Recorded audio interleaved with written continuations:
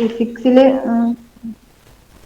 ഓം നിയമം ഓം നിയമം ഓം നിയമം ജൂൾ നിയമം ആ ഓൺ നിയമം. ജൂൾ നിയമം. ആദ്യത്തെ പാഠം ഏതാ? ആദ്യത്തെ പാഠം വൈദ്യുത പ്രവാഹത്തിന്റെ ഫലങ്ങൾ. ആ, വൈദ്യുത പ്രവാഹത്തിൻ്റെ ഫലങ്ങൾ. വൈദ്യുത പ്രവാഹം. ഈ വൈദ്യുത പ്രവാഹം എന്ന് വെച്ചാൽ എന്തുവാ? വൈദ്യുത പ്രവാഹം എന്ന് പറയുന്നത് വൈദ്യുതി ആ പ്രവഹി ആ, എന്താ പറയാ. വൈദ്യുതിയുടെ ഒഴുക്ക് ഇല്ലയോ? ആ ആ വൈദ്യുതിയുടെ ഒഴുക്കിനെയാണ് വൈദ്യുത പ്രവാഹം. അപ്പോൾ എങ്ങനെയാണ് വൈദ്യുതി ഉണ്ടാകുന്നത്? വൈദ്യുതി കറണ്ട് കരണ്ട് കരണ്ട് മൂലം ഉണ്ടാകുന്നതാണോ വൈദ്യുതി? ആ വൈദ്യുതി എന്ന് വെച്ചാൽ ഇലക്ട്രിസിറ്റി എന്നല്ലേ? ആ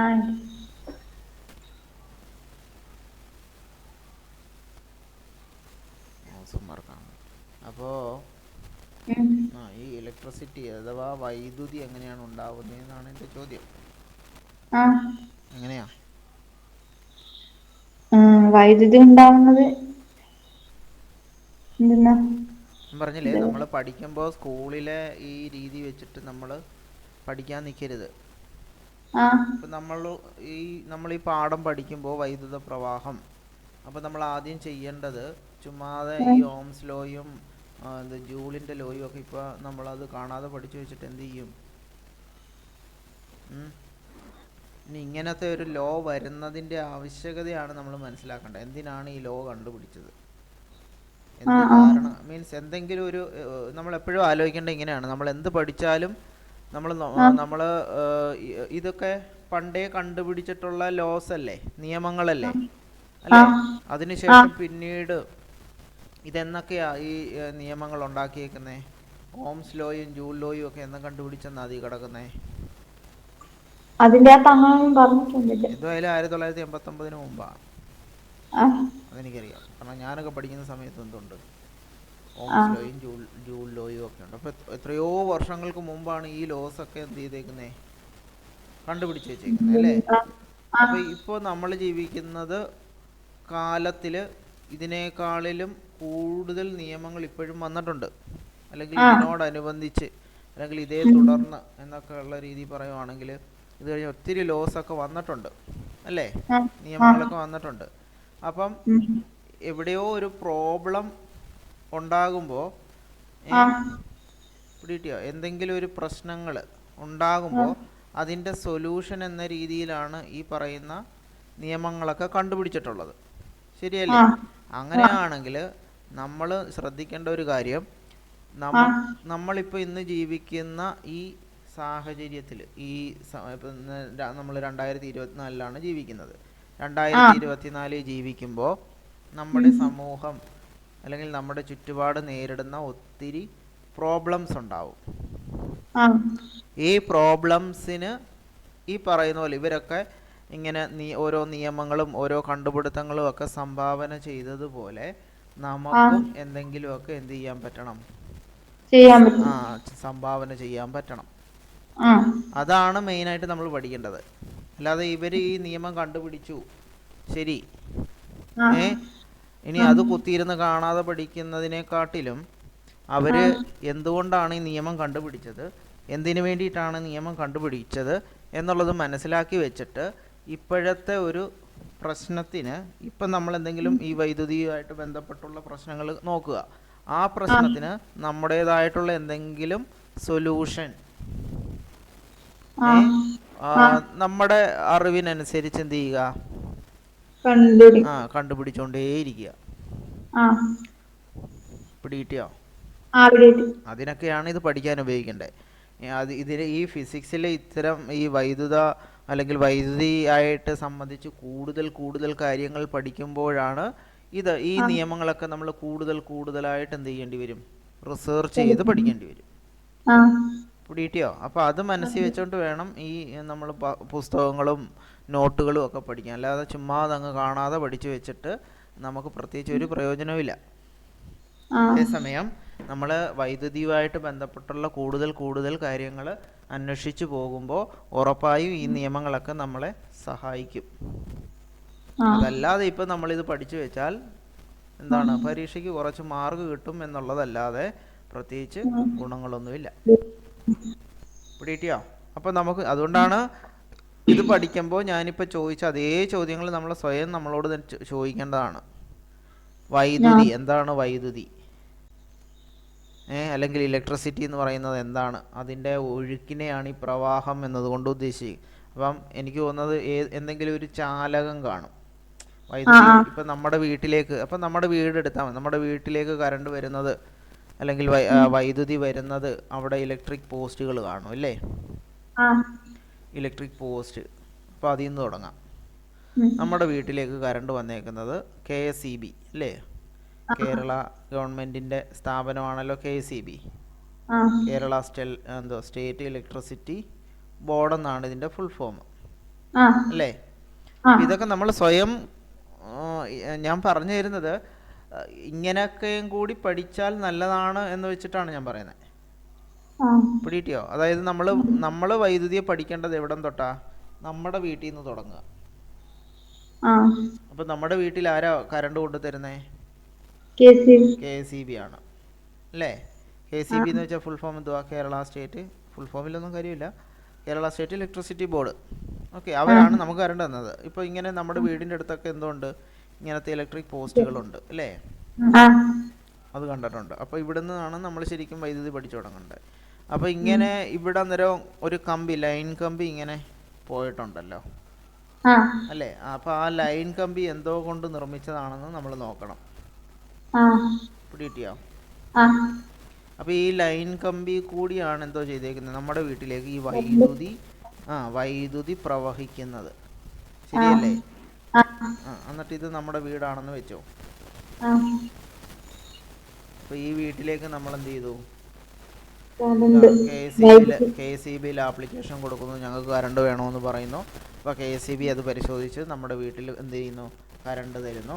അപ്പം നമ്മൾ ബൾബ് വാങ്ങിച്ചിട്ട് അത് ഉപയോഗിക്കുന്നു. ബൾബാ വരച്ചത് കേട്ടോ. ഓക്കെ, അപ്പോൾ ഇങ്ങനെയാണ് നമ്മൾ വീട്ടിലേക്ക് കറണ്ട് എടുത്തേക്കുന്നത്. അപ്പോൾ ഈ കറണ്ട് വന്നേക്കുന്നതുകൊണ്ട് ഇവിടെ ഒരു ലൈനുണ്ട്, KSEBയുടെ ലൈനുണ്ട്. അപ്പോൾ ആ കമ്പി നിർമ്മിച്ചിരിക്കുന്നത് എന്ത് ലോഹം വെച്ചിട്ടാണെന്ന് നോക്കണം കേട്ടോ. പിന്നെ അതേപോലെ എന്നിട്ട് ഇവിടെ നിന്ന് നമ്മുടെ വീട്ടിലേക്ക് ഒരു വയർ വലിക്കുമല്ലോ. ഈ വയർ കണ്ടിട്ടുണ്ടോ? ഈ വയർ ഇങ്ങനെ കറുത്ത ഒരു എന്തോ തടിച്ചിരിക്കുന്നല്ലേ, കുറച്ച് പരന്നിട്ട്.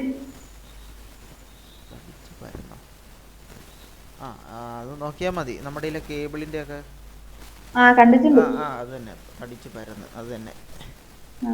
അപ്പൊ ആ കമ്പിയിൽ വെച്ചിട്ട്, അപ്പൊ അതിങ്ങനെ ഒരു കറുത്ത ടേപ്പ് കൊണ്ട് അതേ തൊട്ടാൽ നമുക്ക് കറണ്ട് അടിക്കത്തൊന്നുമില്ല. അതേസമയം ഈ ലൈനില്ലേ, KSEBയുടെ ലൈനില്ലേ, അതേ തൊട്ട് കഴിഞ്ഞാൽ നമുക്ക് കറണ്ട് അടിക്കത്തില്ലേ? അതേപോലെ ഇതെങ്ങാണം പൊട്ടി താഴെ വീണ് കിടന്നാൽ നമ്മൾ അറിയാതെ അതേ കയറി ചവിട്ടിയാലും കറണ്ട് അടിക്കുമല്ലോ അല്ലേ? അതൊക്കെ ഇതിനകത്ത് നിങ്ങളുടെ പുസ്തകത്തിൽ ചിലപ്പം പഠിക്കാൻ കാണും. അന്നേരം പ്രാഥമിക ശുശ്രൂഷ പണ്ടൊക്കെ ഞാൻ ഓർക്കുന്നുണ്ട്, അങ്ങനെയൊക്കെ പറയുന്ന കേട്ടിട്ടുണ്ട്. അപ്പോൾ ഇതൊരു പ്രോബ്ലമാണ്. എന്താണ്? KSEB ഇങ്ങനെ ഈ കമ്പി അല്ലേ, ഒരു ലൈനും ഒരു പ്രൊട്ടക്ഷനും ഇല്ലാതെയാണല്ലോ ഈ ലൈൻ ഇങ്ങനെ പോയേക്കുന്നത്. ഇത് പൊട്ടി വീണ് കഴിഞ്ഞാൽ അതായത് ആരെങ്കിലും അറിയാതെ കയറി ചവിട്ടിയാൽ, അതല്ല ഇവിടെ വെള്ളം ഉണ്ടെങ്കിൽ ആ വെള്ളത്തിലേക്കാണ് ഈ ലൈൻ പൊട്ടി വീഴുന്നതെങ്കിൽ അതിനകത്തുള്ള ജീവജാലങ്ങളൊക്കെ എന്ത് ചെയ്യും? മരിച്ചു പോകും അല്ലേ? അങ്ങനെ മരിച്ചു പോയി കഴിഞ്ഞാൽ അതൊരു പ്രോബ്ലം അല്ലേ, അതൊരു പ്രശ്നമല്ലേ? ഈ ലൈൻ കമ്പി അന്നേരം ഇങ്ങനെ ഇടരുതല്ലോ. ഇതിനും എന്തെങ്കിലും ഒരു കവറിങ് വേണ്ടായിരുന്നോ അല്ലേ? അപ്പം കവറിങ് ഇടുന്നത് കൊണ്ട് എന്തെങ്കിലും പ്രശ്നം ഉള്ളത് കൊണ്ടാണോ KSEB ഇടാത്തത്? അതൊക്കെ നമ്മൾ അന്വേഷിക്കേണ്ട കാര്യമാണ്. ആ കമ്പി എന്ത് കമ്പിയാണ്? ആ കമ്പിയിൽ നമ്മളിങ്ങനെ ഇതേപോലെ നമ്മുടെ വീട്ടിലേക്ക് വരുന്ന ആ വയറിൽ കറുത്ത ഒരു കോട്ടിങ് ഉള്ളതുപോലെ ഈ ലൈനിനും ഇപ്പോൾ എനിക്ക് തോന്നുന്നു KSEB അത്തരം വയറുകൾ വലിക്കുന്നുണ്ടെന്ന് തോന്നുന്നു. മനസ്സിലായോ? അപ്പോൾ അത്തരം പൊട്ടാതെയൊക്കെ ഇരിക്കാനും അങ്ങനെ കവർ ചെയ്തുള്ള ലൈനൊക്കെ വലിക്കുന്നുണ്ട്, ഞാൻ കണ്ടിട്ടുണ്ട് ഇങ്ങനെ അവർ. അതിന് കെ ഫോണിൻ്റെ ആണോ എന്ന് പറഞ്ഞുകൂടാ. ആ. അപ്പോൾ എന്തായാലും അതൊരു പ്രോബ്ലം ആണ്. ഈ പ്രോബ്ലത്തിന് എന്തെങ്കിലും സൊല്യൂഷൻ ഉണ്ടോ? കറുത്ത വയർ ഇതിന് ഈ കമ്പിക്ക് പകരം വേറൊരു കമ്പി ഉപയോഗിക്കുക എന്നുള്ളതിന് പകരം അതൊക്കെ ആലോചിക്കണം. അതൊക്കെയാണ് നമ്മൾ ചർച്ച ചെയ്യേണ്ടത്. പിടികിട്ടിയോ? അപ്പം നമുക്ക് സംശയം വരും, ഇനി ഇത് ഉപയോഗിക്കാത്ത എന്ത് കമ്പിയാണ് ഇത് ഉപയോഗിക്കുന്നത്, അതിൻ്റെ പുറത്തൂടെ എന്താണ് ഈ കോട്ടിങ് വരാത്തത്, അതൊക്കെ നമുക്ക് അങ്ങനെ നമ്മുടെ കൂട്ടുകാരോടൊക്കെ സംശയം ചോദിക്കുമ്പോൾ അത് മൊത്തത്തിൽ എല്ലാവർക്കും ഉള്ള സംശയം ആകുമ്പോഴത്തേക്കും നമ്മൾ നമ്മുടെ അടുത്തുള്ള KSEB സ്കൂളിൽ നിന്ന് തന്നെ ടീച്ചർമാർക്കൊക്കെ ചെയ്യാൻ പറ്റുന്ന ഒരു സംഭവമാണ്. അത്തരം KSEBയിലെ ഉദ്യോഗസ്ഥന്മാരുമായിട്ടോ എൻജിനീയേഴ്സുമാരായിട്ടോ ചുമ്മാ സ്കൂളിലൊക്കെ ഒരു വർക്ക്ഷോപ്പ് പോലെ സംഘടിപ്പിച്ചിട്ട് ഇത്തരം നമുക്ക് തോന്നുന്ന വീട്ടിൽ തോന്നുന്ന കറണ്ടുമായിട്ട് സംബന്ധിച്ച് ഉള്ള സംശയങ്ങൾക്കൊക്കെ എന്ത് ചെയ്യാൻ പറ്റും? സൊല്യൂഷൻ. അപ്പം നമുക്കിങ്ങനെ അതൊക്കെയാണ് നമ്മൾ പഠിക്കേണ്ടത്. അല്ല ചുമ്മാ ഇപ്പോഴും നമ്മൾ ഓം ലോയും ജൂൾ ലോയും പഠിച്ചിങ്ങനെ കാണാതെ പഠിച്ച് പരീക്ഷയ്ക്ക് എഴുതുന്നു, മാർക്ക് കിട്ടുന്നു, ജയിക്കുന്നു, പോകുന്നു. അപ്പം ഇവിടെ ഒരു പ്രോബ്ലം മനസ്സിലായത് കണ്ടോ? ഇങ്ങനെ ഒരു പ്രോബ്ലം കിടപ്പുണ്ട് അല്ലേ? ഇനി അതല്ലാതെ വേറൊരു കാര്യം കൊണ്ട് ചോദിക്കാം. ഇങ്ങനെ പോസ്റ്റ് ഇടുന്നു ഇല്ലേ, എന്നിട്ട് ഇങ്ങനെ റോഡിൻ്റെ സൈഡിൽ കൂടെ ഒക്കെ ഈ ലൈൻ ഇങ്ങനെ ഇഷ്ടം പോലെ പോകുന്നു. ഈ പോസ്റ്റേ കൂടെ തന്നെ വേറെ ഇഷ്ടം പോലെ ലൈനും അങ്ങനെ ഒത്തിരി കണ്ടിട്ടില്ലേ? ഇങ്ങനെ ചുമ്മാ ഇങ്ങനെ കുറേ വയറുകൾ അങ്ങോട്ടും ഇങ്ങോട്ടും ഒക്കെ പോകുന്ന കണ്ടിട്ടില്ലേ? അപ്പോൾ അതിന് പകരം വേറെ എന്തെങ്കിലും സൊല്യൂഷൻ ഉണ്ടോ വൈദ്യുതി എത്തിക്കാൻ? ചിലയിടത്തൊക്കെ ഭൂമിക്കടിയിലൂടെ ഈ പറയുന്ന നമ്മൾ ഇത്തരം ലൈനുകൾ, കവറിങ് ഉള്ള ലൈനുകളൊക്കെ കുഴിച്ച് ഒരു സ്ഥലത്ത് അങ്ങനെ കൊണ്ടുപോകുന്നതായിട്ടൊക്കെ കേട്ടിട്ടുണ്ട് ചില സ്ഥലങ്ങളിലൊക്കെ. അപ്പോൾ അതേപോലെ നമുക്ക് ഒരു സൊല്യൂഷൻ പറഞ്ഞു കൊടുക്കാനുണ്ടോ? ഈ പോസ്റ്റ് ഉണ്ടാക്കി ഇങ്ങനെ ലൈൻ വലിക്കുന്നതല്ലാതെ മറ്റെന്തെങ്കിലും ഒരു രീതി അങ്ങനെ കൊടുക്കാൻ പറ്റുന്ന? ഇപ്പോൾ സോളാർ പാനൽ മനസ്സിലായില്ലേ? ഇപ്പോൾ ഒരു ഉദാഹരണമാണ് സോളാർ പാനൽ. അപ്പോൾ ഈ വീടിൻ്റെ മണ്ടയ്ക്ക് ഇങ്ങനെ എന്തോ ചെയ്യും, സൂര്യപ്രകാശം കിട്ടുന്നിടമാണെങ്കിൽ നമ്മൾ ആ പുരപ്പുറത്ത് എന്ത് വെക്കും? സോളാർ പാനൽ വെക്കും അല്ലേ? അപ്പോൾ സോളാർ പാനൽ സൂര്യപ്രകാശം അടിക്കുന്നു. ഈ പാനൽ ഈ എന്താണ് പ്രകാശ ഊർജം അല്ലേ? സൂര്യൻ്റെ ഊർജം എന്ന് പറഞ്ഞാൽ എന്താണ്? പ്രകാശ ഊർജമാണ്. ഈ പ്രകാശ ഊർജത്തിൽ നിന്നും അതിനകത്ത് തന്നെ താപ ഊർജമുണ്ട് അല്ലേ? രണ്ട് ഊർജങ്ങളുണ്ട്. ഒന്ന് പ്രകാശ ഊർജമുണ്ട്, പ്രകാശം അടിച്ചു കഴിഞ്ഞാൽ ചൂടാകും, അത് താപോർജ്ജമായിട്ട് പറയാം. അങ്ങനെ ആ പ്രകാശോർജത്തിനെ അവർ കൺവേർട്ട് ചെയ്ത് എന്താക്കും? വൈദ്യുതോർജ്ജമാക്കി മാറ്റും. വീട്ടിയോ ആ വൈദ്യുതി ആ വീട്ടിലേക്ക് ഉപയോഗിക്കാൻ പറ്റും. അധികം ഉള്ളത് ഈ പറയുന്ന KSEBക്കാർ തന്നെ എന്ത് ചെയ്യും? എടുക്കാറുമുണ്ട് അല്ലേ? അപ്പോൾ അതൊരു സൊല്യൂഷൻ അല്ലേ? ഇങ്ങനെ എല്ലാ വീട്ടിലും എന്ത് പോസ്റ്റ് ഇടുന്നതിനെക്കാട്ടിലും നല്ലതാണല്ലോ ഈ സോളാർ കൊണ്ടുവെക്കുന്നത്, ശരിയല്ലേ? പക്ഷേ ഈ സോളാറിൽ വേറൊരു പ്രശ്നമുണ്ട്. എന്താണ്? എപ്പോഴും സൂര്യപ്രകാശം കിട്ടണം. അപ്പം രാത്രിയിൽ സൂര്യപ്രകാശമില്ല. അതുമാത്രമല്ല, വല്ല മരങ്ങളോ കൃത്യമായിട്ട് സൂര്യപ്രകാശം കിട്ടുന്നിടത്തേ എന്ത് വെക്കാൻ പറ്റത്തുള്ളൂ? സോളാർ വെക്കാൻ പറ്റത്തുള്ളൂ. മാത്രമല്ല ഇതിൻ്റെ ഇപ്പം സോളാർ വെക്കുന്നതിനെങ്ങാണ്ട് കോസ്റ്റ് കൂടുതൽ എന്തോ ആണെന്ന് തോന്നുന്നു, ചെലവ് കൂടുതലാണ്. അപ്പോൾ അത്തരം പ്രശ്നങ്ങൾ, അങ്ങനെയുള്ള കുറേ പ്രശ്നങ്ങളുണ്ടല്ലോ. ഈ പ്രശ്നങ്ങൾക്ക് നമ്മൾ പഠിക്കുന്ന സമയത്ത് നമുക്ക് എന്തെങ്കിലും സൊല്യൂഷൻ, എന്തെങ്കിലും എന്താണ് ഉപായം, എന്തെങ്കിലും ഒരു ഉപായം കണ്ടുപിടിക്കുക എന്നുള്ളതാണ് നമ്മൾ. അങ്ങനെ ഉപായം കണ്ടുപിടിച്ച ആൾക്കാരാണ് ഈ ആൾക്കാരുടെ അവർ പറഞ്ഞ കാര്യങ്ങളാണ് നമ്മളിവിടെ നിയമമായിട്ട് ഇപ്പോൾ ഓംസ് ലോ ആയിട്ടും ജൂൾസ് ലോ ആയിട്ടും ഒക്കെ പഠിക്കുന്നത്. അപ്പം നമുക്ക് പഠിക്കേണ്ടത് അങ്ങനെയാണ് കേട്ടോ. അപ്പം വൈദ്യുത പ്രവാഹം എന്ന് പറഞ്ഞാൽ എന്താണ് അർത്ഥം?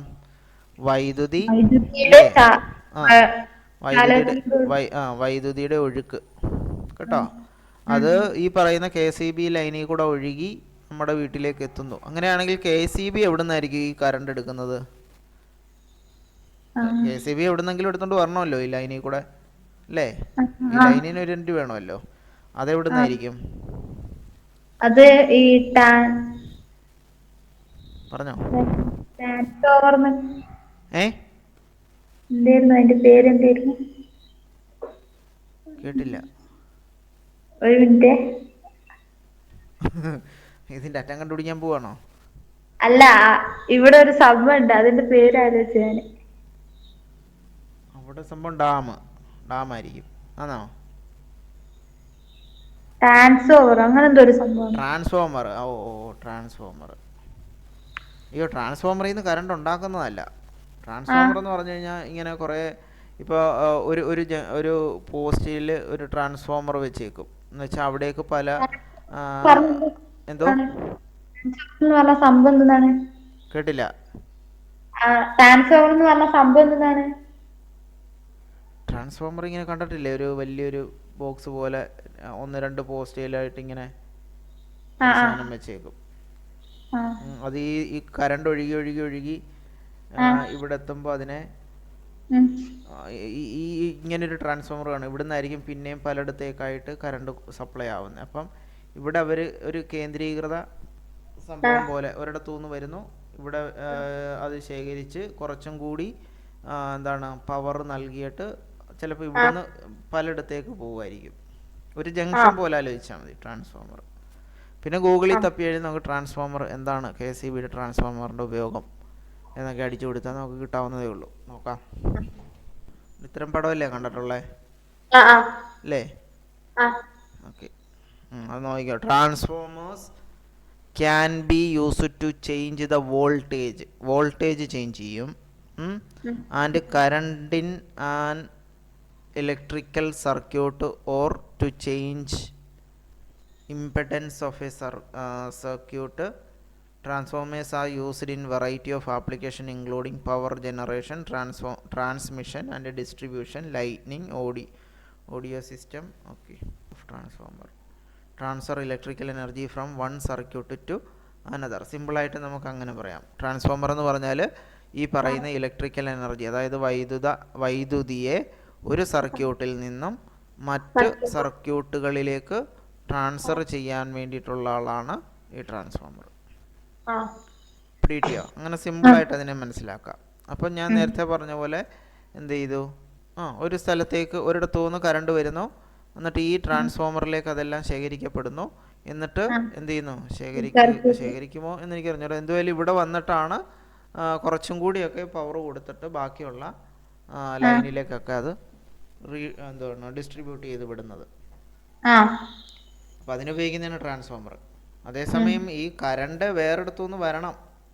അതിനാണ് നമ്മൾ ഈ വെള്ളം കെട്ടി നിർത്തിയിട്ട് എന്ത് ചെയ്യുന്നത്, ഡാമൊക്കെ പണിഞ്ഞ് ഡാമിനകത്തോടുള്ള ആ വെള്ളം വീഴുമ്പോൾ അവിടെ മറ്റേ കറക്കുന്ന ടർബൈൻ അല്ലേ എന്നാണ് അതിൻ്റെയൊക്കെ പണ്ടത്തെ പേരൊക്കെ ഞാൻ മറന്നുപോയി കേട്ടോ. അപ്പോൾ അതൊക്കെ അങ്ങനെ കറങ്ങി എന്ത് ചെയ്യും, ഈ കറക്കൽ ഈ എന്താണ് വെള്ളത്തിൻ്റെ അതിന് ആ ഊർജത്തിനെയൊക്കെ ഞാൻ ഗതികോർജം എന്ന് വേണേൽ പറയാം അല്ലേ. ഇങ്ങനെ ഒഴുക്കല്ലേ, ആ ഒഴുക്കിൽ നിന്നുണ്ടാക്കുമ്പോൾ ആ ഗതികോർജത്തെ ഈ ഗതികോർജം ഉപയോഗിച്ചിട്ട് ഈ ടർബൈൻ കറക്കുമ്പോൾ അവിടെ എനിക്ക് തോന്നുന്നുണ്ടാകുന്നത് മറ്റേ മോട്ടോറിന് എന്താ പറയുന്നത്, ആ ഊർജത്തിൻ്റെ പേര് ഞാൻ മറന്നുപോയി. ഫാൻ കറങ്ങത്തില്ലേ, ഫാൻ ഒരു ഇതാണല്ലോ, എന്തുവാ അതിൻ്റെ മോട്ടോറാണല്ലോ പ്രവർത്തിക്കുന്നത്. അതിനൊരു പേരുണ്ടായിരുന്നു, ഞാൻ മറന്നുപോയി. മെക്കാനിക്കൽ എനർജി എന്ന് പറയുമ്പോൾ എന്തുവാ, അതന്നെ മെക്കാനിക്കൽ എനർജി എന്നാണ് പറയുന്നത്. മെക്കാനിക്കലിൻ്റെ മലയാളം എന്തുവാണോ എന്തോ മറന്നുപോയി. മെക്കാനിക്കൽ എനർജി എന്ന് വെച്ചാൽ നമ്മൾ ഈ എന്തുവാ അതിനെ പറയുന്നത്, അതിൻ്റെ മലയാളം പെട്ടെന്ന് വായി വരുന്നില്ല. ഈ അതായത് ഒരു മെക്കാനിക്കൽ എനർജി നമ്മളൊരു ഇപ്പോൾ അമ്മുവിൻ്റെ അച്ഛൻ എന്താണ് പാടത്ത് മറ്റേ വാഴയ്ക്കൊക്കെ കുഴിയെടുക്കുകയാണെങ്കിൽ അതൊരു മെക്കാനിക്കൽ പ്രോസസ്സാണെന്ന് പറയും. അതിന് മലയാളം മറന്നുപോയി. എന്തായാലും പോട്ടെ, അങ്ങനെ ഒരു മെക്കാനിക്കൽ എനർജി ആക്കും. ആ മെക്കാനിക്കൽ എനർജിയിൽ നിന്നാണ് കറണ്ട് ഉൽപ്പാദിപ്പിക്കുന്നത്. ഒരു രീതി അതാണ്, ഡാമൊക്കെ വെച്ചിട്ട് വെള്ളം ഇങ്ങനെ വിട്ടിട്ട് ആ ഒരു രീതി. പിന്നെ കണ്ടിട്ടില്ലേ കാറ്റാടി പോലത്തെ വലിയ, കണ്ടിട്ടുണ്ടോ കാറ്റാടിപ്പാടമൊക്കെ? അതിങ്ങനെ കിടന്ന് കറങ്ങും. അപ്പോൾ ഈ അവിടെ ഉണ്ടാക്കുന്നത് ഇങ്ങനെ കാറ്റടിക്കുമ്പോൾ ഈ സാധനം കറങ്ങും. അപ്പം കാറ്റെന്ന് പറയുന്നത് അതും ഗതികോർജം പറയാൻ പറ്റില്ലേ? ആ അല്ലെങ്കിൽ കാറ്റിൻ്റെ ആ ശക്തിയിൽ നിന്ന് ഇത് കറങ്ങുമ്പം അവിടെ ഈ പറയുന്ന മെക്കാനിക്കൽ എനർജി ഉണ്ടാവും. എന്നിട്ട് അതിൽ നിന്ന് ഞാനീ പറയുന്നതൊക്കെ കറക്റ്റ് ആണോ എന്ന് എനിക്കറിഞ്ഞൂടാ. എൻ്റെ ഒരു ഇത് വെച്ചിട്ട് ഞാൻ പറഞ്ഞതാണ് കേട്ടോ. അതിനെക്കുറിച്ച് അല്ലെങ്കിൽ കൂടുതലായിട്ട് നമ്മൾ റിസർച്ച് ചെയ്യണം. നിങ്ങൾ പഠിക്കുന്ന സമയത്ത് അതൊക്കെ ഇങ്ങനെ റിസർച്ച്. അപ്പോൾ ടീച്ചറിനോട് പോയി സംശയം ചോദിച്ചാലും മതി. ഇനി അതും അല്ലെങ്കിൽ നമ്മൾ ഈ പറയുന്ന പോലെ ഗൂഗിളിലൊക്കെ തപ്പി നമുക്ക് എന്ത് ചെയ്യാൻ പറ്റും? കണ്ടെത്താൻ പറ്റും. ഇനി വേറൊരു ഉദാഹരണം ഞാൻ ചാറ്റ് GPT എന്നും പറഞ്ഞൊരു സംഭവമുണ്ട്. അറിയാമോ അതെന്തോന്ന്? ചാറ്റ് GPT അറിയാമോ? ഇല്ല. ചാറ്റ് GPT അപ്പോൾ ഇപ്പോൾ പഠിച്ചോ. ചാറ്റ് GPT എന്നും പറഞ്ഞൊരു ടൂളുണ്ട്. ടൂൾ. പിന്നെ അതേപോലെ ഞാൻ ആദ്യം ചാറ്റ് GPT മാത്രം പറയാം, കാണിച്ചു തരാം അത്. അറിയണ്ടേ?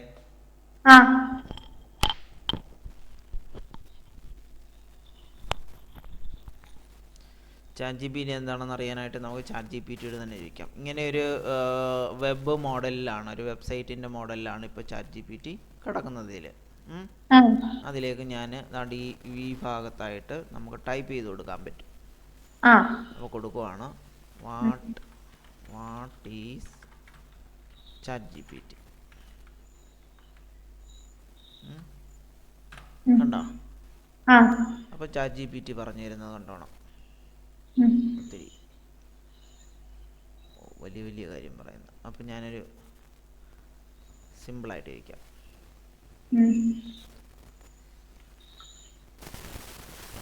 അപ്പോൾ അവർ പറഞ്ഞത് what is chat GPT? Chat GPT is A computer program. അതൊരു കമ്പ്യൂട്ടർ പ്രോഗ്രാമാണ്. That can chat with you like A human. എന്ന് വെച്ചാൽ അർത്ഥം എന്തുവാ? ചാറ്റ് GPT എന്ന് പറയുന്ന ഒരു കമ്പ്യൂട്ടർ പ്രോഗ്രാമാണ്. അത് നമ്മളുമായിട്ട് ചാറ്റ് ചെയ്യും. വാട്സപ്പിലൊക്കെ ചാറ്റ് ചെയ്യത്തില്ലേ? അപ്പോൾ അങ്ങനെ ചാറ്റ് ചെയ്യുമ്പോൾ ഒരു മനുഷ്യൻ എങ്ങനെയാണോ ചാറ്റ് ചെയ്യുന്നത് അതേപോലെ ചാറ്റ് ചെയ്യുന്ന ഒരു കമ്പ്യൂട്ടർ പ്രോഗ്രാമാണ് എന്തോന്ന്? Chat GPT. കിട്ടിയോ? ഇപ്പോൾ അമ്മു എനിക്ക് മെസ്സേജ് അയച്ചാൽ ഞാൻ തിരിച്ച് മെസ്സേജ് അയക്കത്തില്ലേ എന്ന് പറയുന്ന പോലെ അമ്മു ചാറ്റ് GPTക്ക് മെസ്സേജ് അയച്ചാൽ ചാറ്റ് GPTയും തിരിച്ച് മെസ്സേജ് അയക്കും. അങ്ങനെയാണ്. അതാണ് നമ്മളിപ്പോൾ ആദ്യം കൊടുത്ത മെസ്സേജാണ് വാട്ട് ഈസ് ചാറ്റ് GPT, എന്താ ചാറ്റ് GPT എന്ന് ചോദിച്ചു. അപ്പോൾ ചാറ്റ് GPT ഇങ്ങനെ എന്താണെന്നുള്ളത് നല്ല വൃത്തിക്ക് എഴുതി തന്നു. അപ്പോൾ നമുക്കത് മനസ്സിലാവുന്നില്ല എങ്കിൽ നമ്മൾ പറയുന്നു ഞാനൊരു 10ാം ക്ലാസ്സിലെ സ്റ്റുഡൻ്റാണ്, അത് വെച്ചിട്ട് അതും മനസ്സിൽ വെച്ചുകൊണ്ട് എന്നോട് എന്ത് ചെയ്യുക, ചെറിയ സെൻറ്റൻസിൽ എന്നോട് അത് എക്സ്പ്ലെയിൻ ചെയ്തു തരാൻ പറഞ്ഞു. അപ്പോൾ അവരെന്ത് ചെയ്തു? ചാറ്റ് GPT പറഞ്ഞു ഓ ശരി അങ്ങനെ ചെയ്തു തരാമല്ലോ എന്ന് പറഞ്ഞു. ചാറ്റ് GPT മനസ്സിലായോ? ചോദിക്കാൻ വന്നേ. അങ്ങനെ മെസ്സേജ് അയക്കുന്ന മെസ്സേജ് അയക്കാം. നമുക്ക് അതിന്റെ ആപ്പുണ്ട് ഫോണിൽ.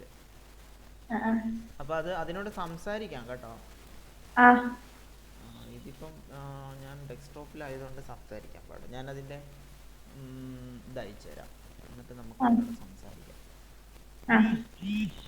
എന്താ ഫോണിലെ വേർഷനിൽ സംസാരിക്കാം. ഓക്കെ.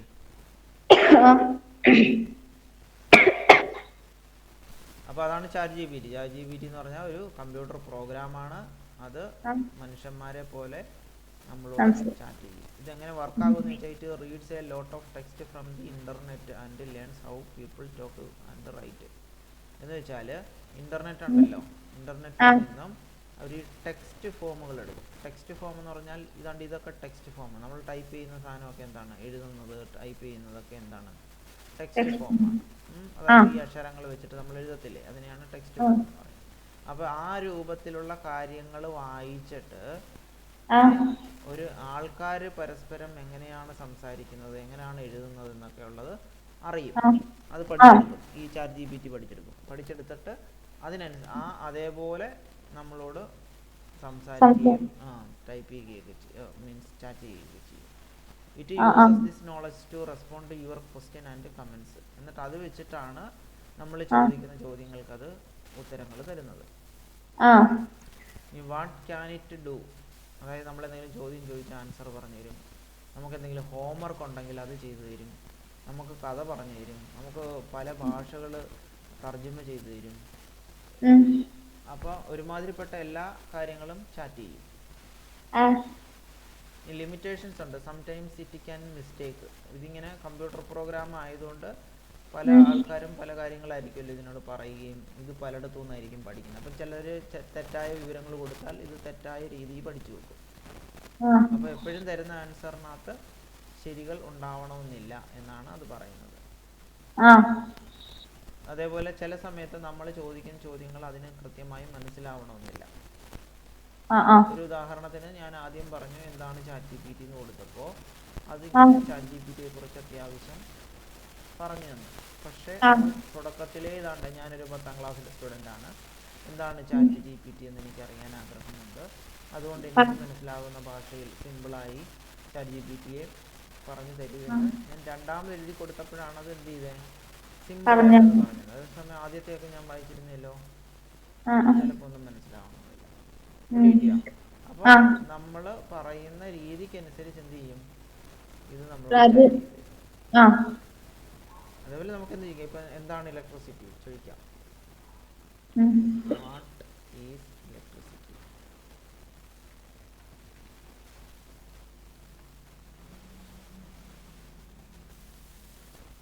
ഉണ്ടോ?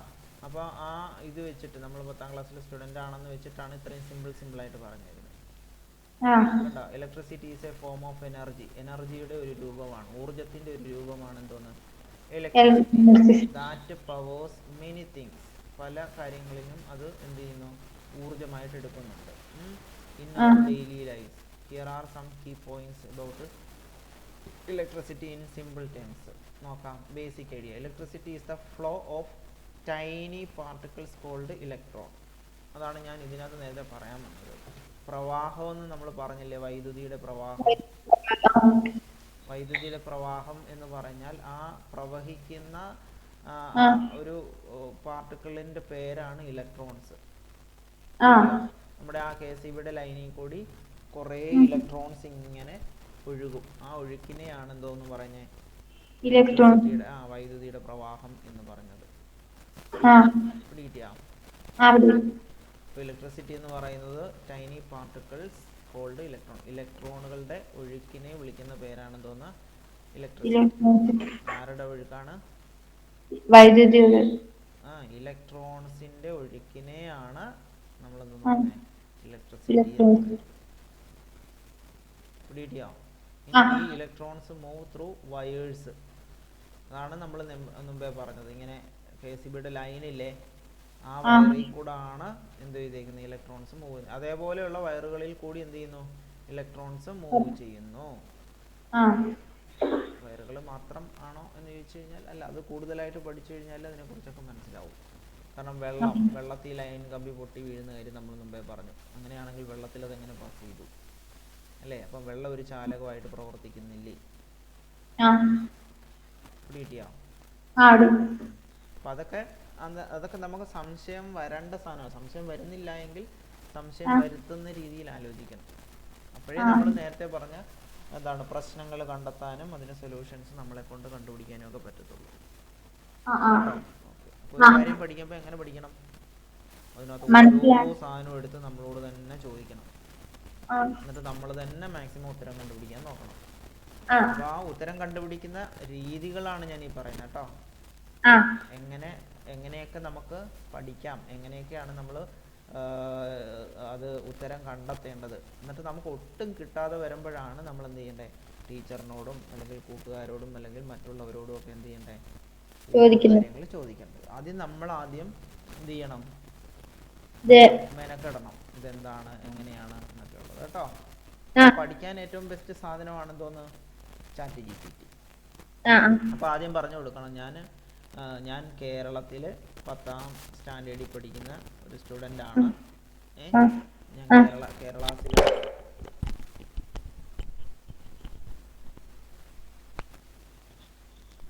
ഞാൻ കേരള സിലബസിലാണ് പഠിക്കുന്നത്.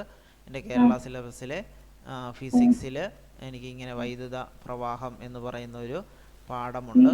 ആ പാഠത്തിൽ വൈദ്യുതിയുമായിട്ട് ബന്ധപ്പെട്ടുള്ള കാര്യങ്ങളാണ് പഠിക്കാനുള്ളത്. അതുകൊണ്ട് അത്തരം കുറച്ച് സംശയങ്ങളും അല്ലെങ്കിൽ അതിനെപ്പറ്റി അറിയാവുന്ന കാര്യങ്ങളും എനിക്ക് വളരെ സിമ്പിളായിട്ട് പറഞ്ഞു തരൂ എന്ന് പറഞ്ഞ് എഴുതി കൊടുത്താൽ എന്ത് കിട്ടും? അത് കൃത്യമായിട്ട് അതിനനുസരിച്ചുള്ള ആൻസർ പറഞ്ഞു തരും. പിടികിട്ടിയോ? അത് വേണേ ഞാൻ പറഞ്ഞു തരാം, നമുക്ക് അത് ട്രൈ ചെയ്യാം. മീൻസ് ഇപ്പൊ ഇത് ഞാൻ ചെയ്യുന്നതൊക്കെ നോക്കിയാൽ മതി, എങ്ങനെയാ ഞാൻ ഇതിനോട് ചാറ്റ് ചെയ്യുന്നത്. ഓക്കെ, അപ്പോൾ ഇലക്ട്രിസിറ്റിയെ കുറിച്ച് അത് പറഞ്ഞു തന്നാണ്. വയറിനകത്തൂടെ അത് ക്രിയേറ്റ് എനർജി ഊർജത്തെ ക്രിയേറ്റ് ചെയ്ത് തരുന്നു. അങ്ങനെ ഇലക്ട്രോൺസ് മൂവ് ചെയ്യുന്നത് കാരണമാണ് അവിടെ ഒരു എനർജി ഉണ്ടായത് കേട്ടോ. അപ്പോൾ ഇലക്ട്രോൺസിന്റെ മൂവ്മെന്റ് ആണെങ്കിൽ ഇലക്ട്രോൺസുകൾ ഇങ്ങനെ ചലിക്കുന്നതിനെ ഗതികോർജം എന്നാ പറയുന്നത് അല്ലേ? അപ്പൊ ഇലക്ട്രോണുകളുടെ ആ ചലനം കൊണ്ടുണ്ടാകുന്ന അല്ലെങ്കിൽ ഒഴുക്ക് കൊണ്ടുണ്ടായ ഊർജമാണ് ഇലക്ട്രിസിറ്റി കേട്ടോ. ഇനി electricity can come from various sources like power പ്ലാന്റുകൾ വെച്ചിട്ടുണ്ടാവും, ബാറ്ററി വെച്ചിട്ട് കൊണ്ടുവരാം, സോളാർ പാനൽ നമ്മൾ പറഞ്ഞത്. ഓക്കെ, അതൊക്കെ വെച്ചിട്ട് നമുക്ക് എന്ത് ചെയ്യാൻ പറ്റും? ഇലക്ട്രിസിറ്റിയെ ഉണ്ടാക്കാൻ പറ്റും.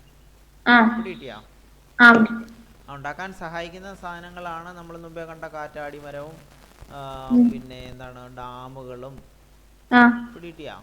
ഓക്കെ, ഇനി uses. It lights up our Holmes.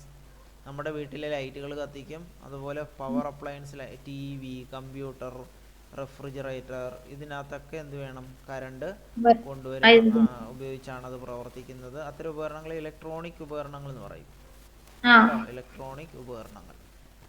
Okay, ഇപ്പോൾ runs machines and tools in factory. ഒരു ഫാക്ടറിയിലുള്ള മെഷീനുകൾ, ടൂളുകൾ, അതൊക്കെ പ്രവർത്തിപ്പിക്കാനും കറണ്ട് ആവശ്യമായിട്ട് വരും അല്ലേ?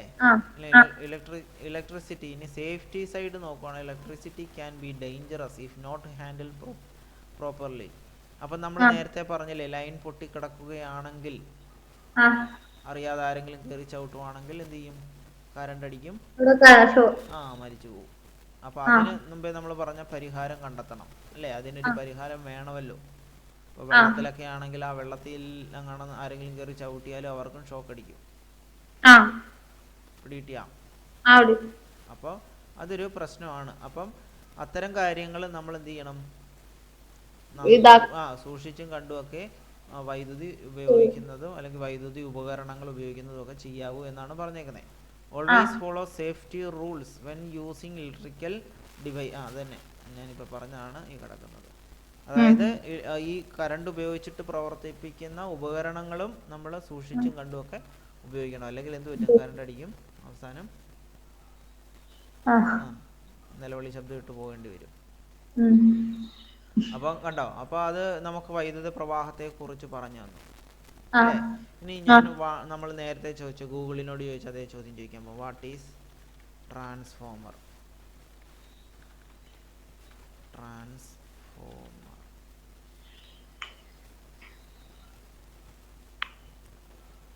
Transformer is an electrical device. അപ്പോൾ ട്രാൻസ്ഫോമർ ആണ് ഇലക്ട്രിക്കൽ ഡിവൈസ്. അതും ഒരു ഇലക്ട്രിക്കൽ ഡിവൈസ് ആണ്.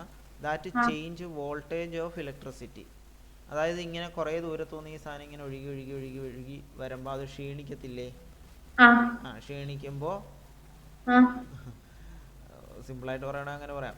ക്ഷീണിക്കുമ്പോൾ ഈ എന്താണ് ട്രാൻസ്ഫോമർ വന്നതിനെ കുറച്ച് ബൂസ്റ്റും ഷാർജയും ഒക്കെ ഇട്ടൊരു ജ്യൂസൊക്കെ കുടിച്ച് അങ്ങനെ അവർ അതിനെ വോൾട്ടേജ് കൂട്ടി കൊണ്ടുപോകും. പിടികിട്ടി? ആ ഒരു ചായക്കട പോലെ അതിനെ കാണാം. അതേപോലെ തന്നെ വോൾട്ടേജിലുള്ള ചേഞ്ചസ്, അതായത് ചില റൂട്ടിൽ കൂടെ കുറച്ച് വോൾട്ടേജ് മതിയാവും, ചില റൂട്ടിൽ എന്നാൽ കൂടുതൽ വോൾട്ടേജ് വേണ്ടി വരും. ഇപ്പോൾ അമ്മുവിൻ്റെ വീടിൻ്റെ ആ സൈഡിലേക്കെന്നൊക്കെ പറഞ്ഞു കഴിഞ്ഞാൽ കുറച്ച് വീടുകളല്ലേ ഉള്ളൂ. അപ്പോൾ കുറച്ച് വോൾട്ടേജ് മതിയാവും ആ ലൈനിൽ കൂടി പാസ് ചെയ്യേണ്ടത്.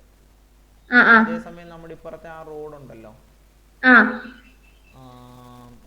ജംഗ്ഷന്റെ പേര് വെള്ളമുണ്ട അല്ലേ? അപ്പൊ ആ വെള്ളമുണ്ട ജംഗ്ഷനില് കുറേ കടകളും കുറേ ആശുപത്രി അങ്ങനെയൊക്കെ കുറേ സംഭവങ്ങളൊക്കെ ഇല്ലേ? അപ്പൊ ആ സൈഡിൽ കൂടെ കൂടുതൽ വോൾട്ടേജ് വേണ്ടി വരും. അപ്പൊ അങ്ങനെയൊക്കെ അങ്ങോട്ടും ഇങ്ങോട്ടും ഒക്കെ വോൾട്ടേജ് കൺട്രോൾ ചെയ്ത് വിടുന്ന ആളാണ് ഒരു transformer. DTO purpose transformer change high voltage electricity to low voltage or low voltage to high voltage. കണ്ടോ, നേരത്തെ പറഞ്ഞില്ലേ, നല്ല ഹൈ വോൾട്ടേജിൽ വരുന്ന സാധനത്തിനെ അവരെന്തുവാക്കും? Low voltage. അതായത് നമ്മുടെ അടുത്തേക്ക് ലോ വോൾട്ടേജ് മതിയെങ്കിൽ ലോ വോൾട്ടേജിലേക്ക് കൊണ്ടുവരും. അതല്ല, ലോ വോൾട്ടേജ് വരുന്ന സാധനത്തിനെ ചായയും പരിപ്പൊടിയൊക്കെ കൊടുത്ത് ഹൈ വോൾട്ടേജ് ആക്കി മാറ്റും. പിടികിട്ടിയോ? Okay. How it works. It has two coils of wire. ഇതൊക്കെ കുറച്ചും കൂടി നമ്മൾ കാര്യമായിട്ട് അതിനെ പഠിച്ചാൽ മനസ്സിലാവുന്ന കാര്യങ്ങളാണ്. എങ്ങനെയാണ് ഇത് വർക്ക് ചെയ്യുന്നത്? 2 കോയിൽ ഓഫ് വയറുകളുണ്ട്, called primary and secondary coil. അതൊക്കെ ആ പടം കണ്ട്, അല്ലെങ്കിൽ ആ പടം മീൻസ് ആ ഉപകരണം വെച്ചിട്ട് പഠിക്കുന്നതാണ് കൂടുതൽ മനസ്സിലാക്കാൻ. അല്ലാതെ ചുമ്മാ നമ്മൾ കോയിലുണ്ട്, എന്താണ് കോയിൽ അല്ലേ എന്നൊക്കെ ചിന്തിക്കേണ്ടി വരും. അപ്പോൾ അത്തരം കാര്യങ്ങൾ അങ്ങനെ പഠിക്കുക. ഇനി കുറച്ചും കൂടെ കഴിയുമ്പോൾ നമുക്ക് ഇതിൽ വീഡിയോ ആയിട്ട് ജനറേറ്റ് ചെയ്തൊക്കെ എടുക്കാൻ പറ്റും. എന്താണ് കോയിൽ, വാട്ട് ഈസ് കോയിൽ, നോക്കട്ടെ, പിക്ചർ ജനറേറ്റ് ചെയ്യാൻ പറ്റുമോ?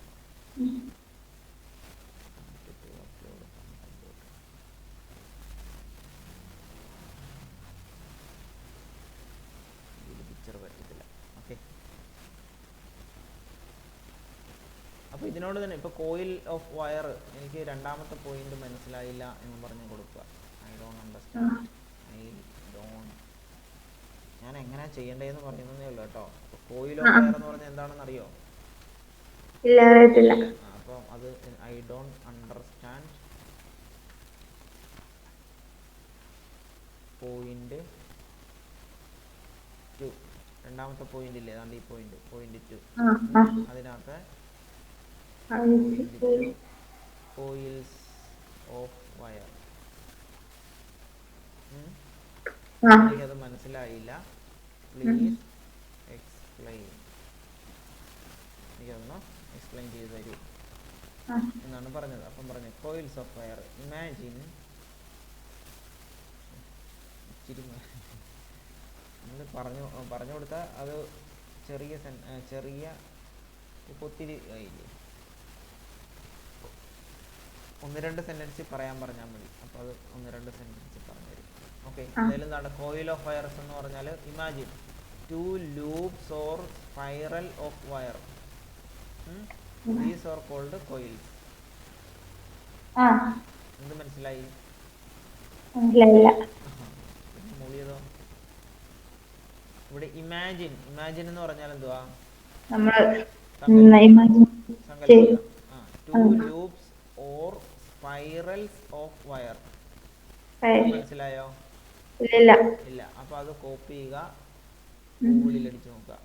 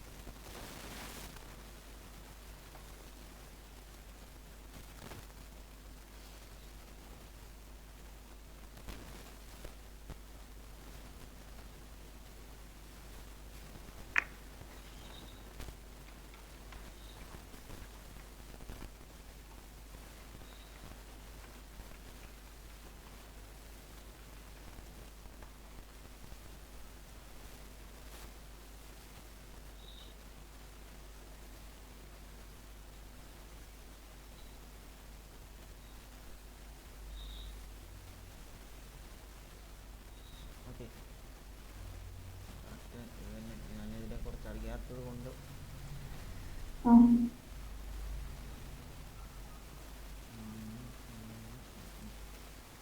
ഈ ചാറ്റ് GPT ഇപ്പൊ പറഞ്ഞില്ലേ എന്താണ് ചാറ്റ് GPT എന്നും? അതേപോലെ വേറൊരു ടൂളാണ് ജെമിനായി. കേട്ടോ, ജെമിനായി. കണ്ടോ, കാണാവോ? ഇതാണ്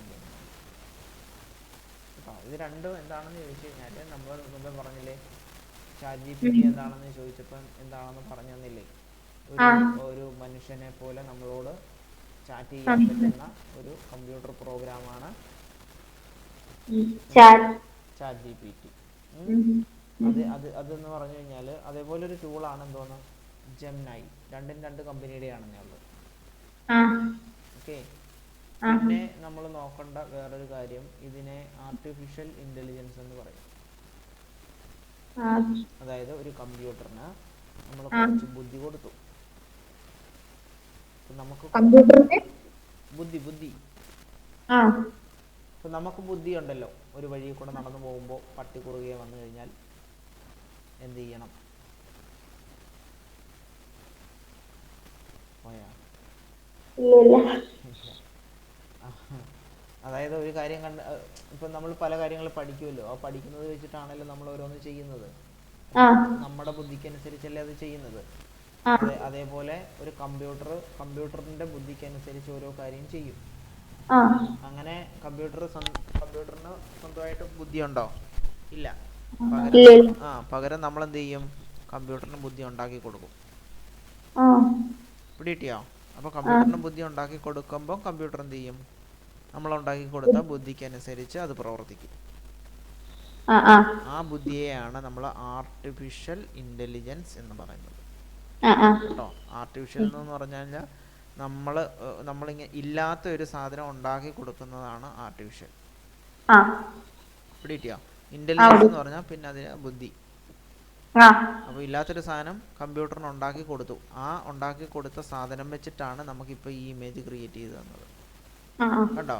ഞാൻ ആ. പറഞ്ഞില്ലേ, എനിക്ക് ഇമാജിൻ ടു, ആ സെൻറ്റൻസ് ഞാൻ അതേപോലെ കോപ്പി ചെയ്തിട്ട് പറഞ്ഞു എനിക്കതിൻ്റെ ഒരു ഇമേജ് ക്രിയേറ്റ് ചെയ്ത് തരാൻ പറഞ്ഞു. അങ്ങനെ ഇമേജ് ക്രിയേറ്റ് ചെയ്തു. അപ്പോൾ കോയിൽ എന്താണെന്ന് മനസ്സിലായല്ലോ? ആ. കണ്ടോ? ഇങ്ങനെയും കോയിലെന്ന് പറയാം. ഉം. ഇനി 2 ലൈൻ എന്നൊക്കെ പറഞ്ഞു. അപ്പോൾ ഇത് തന്നെ കറക്റ്റ് ആവണമെന്നില്ല. നേരത്തെ പറഞ്ഞ പോലെ തെറ്റുകൾ സംഭവിക്കാം. ആ അതിന് വേറൊരു image, coils of fire. What is coils in transformer? Please create an image of coils in A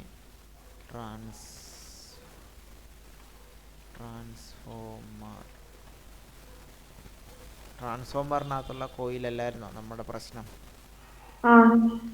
അപ്പോൾ അത് ക്രിയേറ്റ് ചെയ്ത് തരുമോ നോക്കാം. ഉം. കണ്ടോ? അതിനകത്ത് ഇതൊക്കെ തന്നെ ആണോ? എനിക്കൊരു സംശയം. എന്തായാലും ഇങ്ങനെയൊക്കെ ആയിരിക്കും. ഇനി ആ. അതല്ലെങ്കിൽ വേറെ എവിടെയെങ്കിലും നമുക്ക് തപ്പിയെടുക്കാം. ഉം. ഏകദേശം ഒരു ഐഡിയ കിട്ടിയോ? കോയിൽ എന്ന് പറഞ്ഞാൽ ഇങ്ങനെ റൗണ്ട് ഷേപ്പിൽ അത് 1-2 വയറുകളൊക്കെ വെച്ചിട്ടായിരിക്കും. ആ ഓക്കെ. പിന്നെ ഇതിനകത്ത് വല്ലതും ഉണ്ടോ? ഇതിനകത്തുകൊണ്ട് ഇങ്ങനെയുള്ള സംഭവങ്ങൾ കണ്ടോ? ഉം. ഇനി ട്രാൻസ്ഫോമറിൻ്റെ അടുത്തൂടെ പോകുമ്പോൾ ട്രാൻസ്ഫോമർ നോക്കിയാൽ മതി. ആ ആ. ഓക്കെ. അപ്പം നമ്മൾ പറഞ്ഞത് അതൊക്കെയാണ്. എന്താണ് ട്രാൻസ്ഫോമർ, ഉം. എവിടെ നിന്നാണ് കറണ്ട് കിട്ടുന്നത്, ആ ഇത്തരം കാര്യങ്ങളൊക്കെ നോക്കുക. ആ പിന്നെ ഇത് എങ്ങനെ വർക്ക് ചെയ്യുമെന്ന് പറഞ്ഞു. ട്രാൻസ്ഫോമർ, ഓക്കെ, അത് ചോദിച്ചു. ഉം. കറണ്ടിനെ കുറിച്ച് പറഞ്ഞു. ആ ഓക്കെ. അപ്പോൾ ഉം. നമ്മൾ പ്രധാനമായിട്ടും നമ്മൾ പറഞ്ഞ കാര്യങ്ങൾ എന്തൊക്കെയായിരുന്നു? എന്നാ വൈദ്യുത പ്രവാഹവുമായിട്ട് ബന്ധപ്പെട്ട് വൈദ്യുത പ്രവാഹമായിട്ട് കറണ്ട്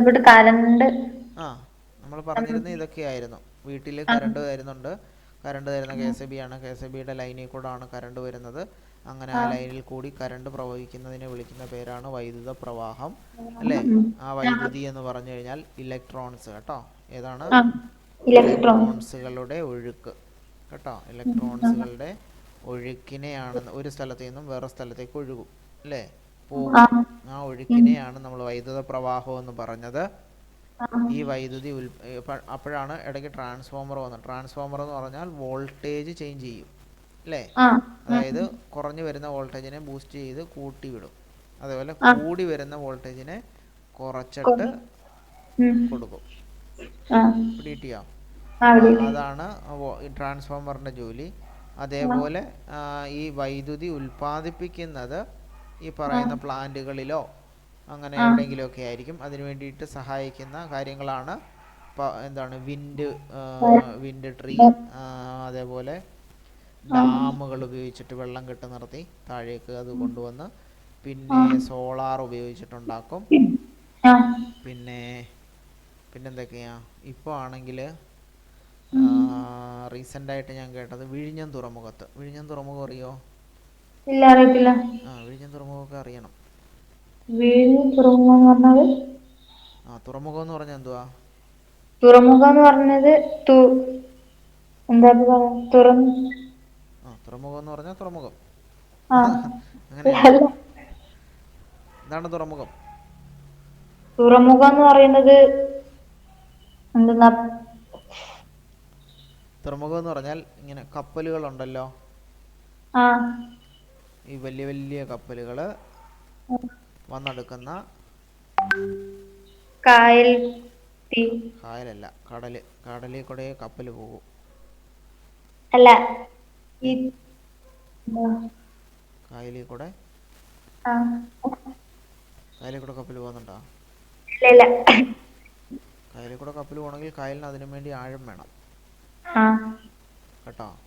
ആ കപ്പലെന്ന് പറയുമ്പം ഞാൻ വേറൊരു പടം കൊണ്ട് കാണിക്കാം. ആ കണ്ടോ?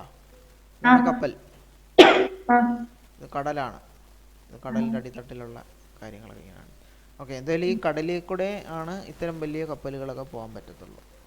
ആ കായലിൽ കൂടെ പോകണമെന്നുണ്ടെങ്കിൽ കായലിന് അതേപോലെ എന്ത് വേണം? നല്ല ആഴം വേണം, എങ്കിലേ അതൊക്കെ പറ്റത്തുള്ളൂ. അപ്പം എന്ത് പറ്റി?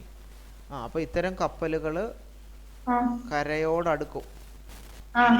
കരയോടടുക്കുമ്പോൾ ആ അടുക്കുന്ന സ്ഥലത്തിനെ നമുക്ക് ഇപ്പം ബസ് വന്ന് ബസ് സ്റ്റാൻഡിൽ അല്ലെങ്കിൽ ബസ് സ്റ്റോപ്പിലൊക്കെ നിൽക്കത്തില്ലേ, ബസ് സ്റ്റാൻഡിലും ബസ് സ്റ്റോപ്പിലും ഒക്കെ നിൽക്കത്തില്ലേ, അപ്പോൾ അതേപോലെ ട്രെയിൻ വന്ന് ഇവിടെ നിൽക്കും, സ്റ്റേഷനുകളിൽ നിൽക്കും അല്ലേ, റെയിൽവേ സ്റ്റേഷനുകളിൽ നിൽക്കും. പ്ലെയിൻ വന്ന് എവിടെ നിൽക്കും? വിമാനത്താവളത്തിൽ വന്ന് നിൽക്കും അല്ലയോ?